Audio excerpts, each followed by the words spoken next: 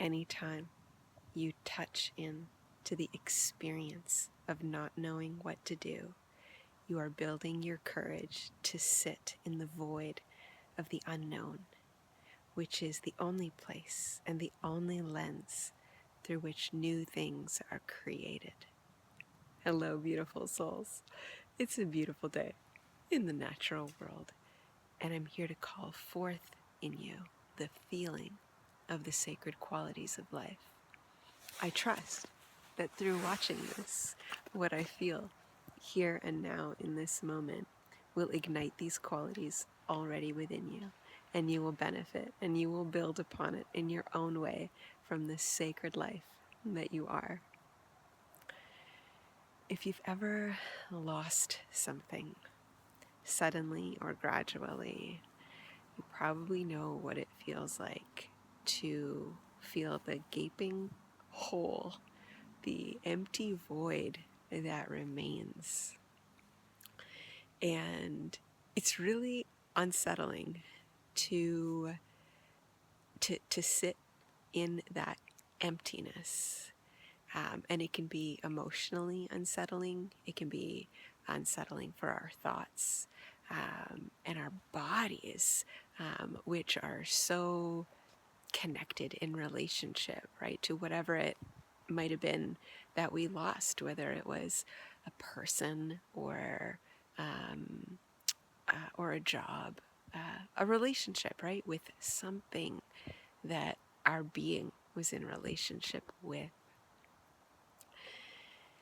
And in that void, in that emptiness, it can sometimes seem that nothing is moving because that which used to be there is not there.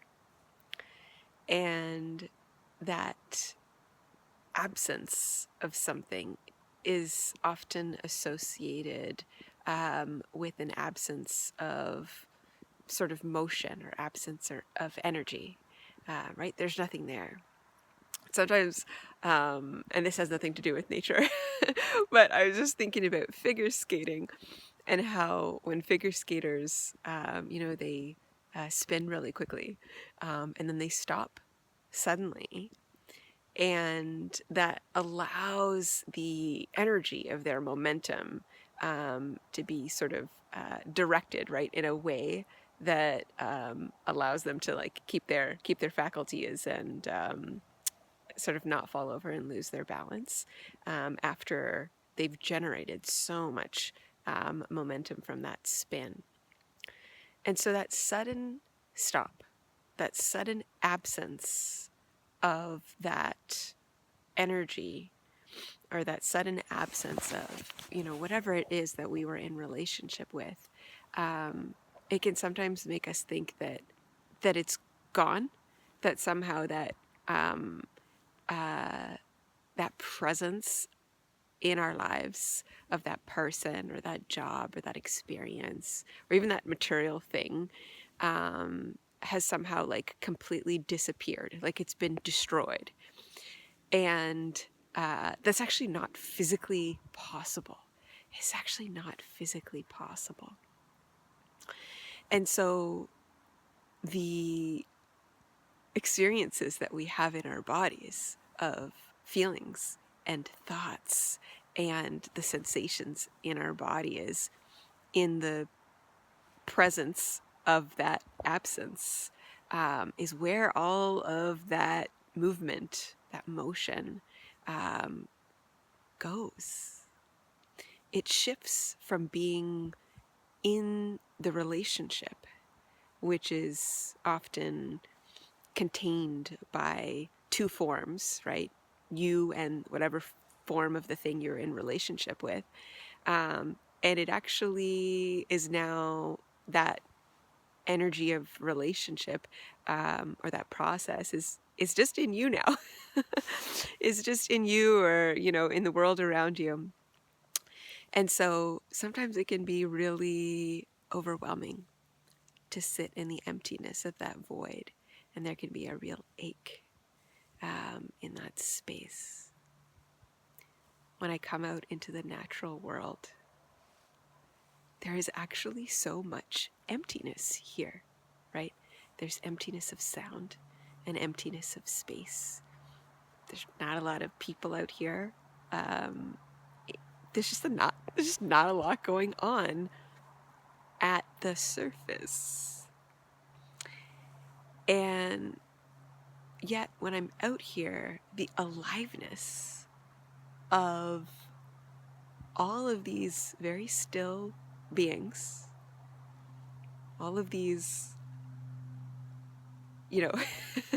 these figure skaters who've stopped suddenly, they're very much alive. And there is a sort of intensity of presence. There is intensity to the silence. There's an intensity to the stillness. And suddenly I'm in a relationship of aliveness with a space that is quite a void and quite empty. And so I get to experience emptiness. I get to experience the void as actually what it truly is, which is this very alive place where things are actually still moving, where processes are just being sort of transferred from one form or one relationship to another. And it allows me, it reminds me to go back into daily life and to these experiences of loss with this deep sense of knowing that in that emptiness, in that void, nothing ever stops moving. That things are always happening. And all that has changed is that the processes have shifted their direction. They might look different on the outside. They might be experienced differently on the inside. But the nature of life is that it keeps creating. It keeps creating. The line between grief and creation there is no line. It happens immediately. It's always in flux. It's always in flow. And so every tear that you might cry is a creation of the next thing. And so can we allow ourselves to let our grief, or in that void, in that emptiness, be experienced for what it is? To actually sort of surrender to that space, to sit in that unknown, to draw upon the courage that can be ignited from the knowing that the natural world shows us that we are always in a process. A very, very important process. And can we let that knowing nourish our capacity to touch into these moments of emptiness, to touch into these moments of unknown, and to build our courage to be in this place, to actually look through this lens of not knowing how the process is going to evolve, and yet completely trusting the process of creation, of the mystery of unknown, which is the nature of aliveness, of life itself.